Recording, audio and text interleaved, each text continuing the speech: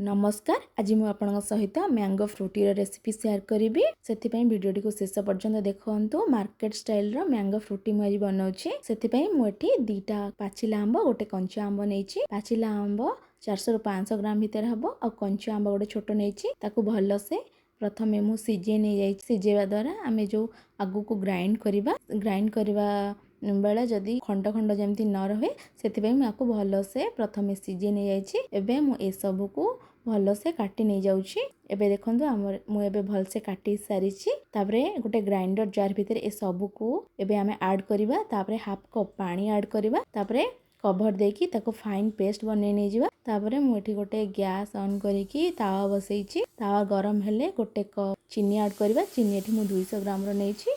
तापरे गोटे कप पानी आउ प्रिपेयर कर रखिथिबा मैंगो प्यूरी को ऐड करिबा। तापरे ताको आमे 7 ରୁ 8 मिनिट गैस रो फ्लेम को मीडियम रे रखिकी ताको भल से मिक्स कर नै जिबा। देखंतु हमर प्यूरी एबे गाढ़ा हो सारी। गैस रो फ्लेम को ऑफ करिकी लेंबू चिपुन नै जिबा।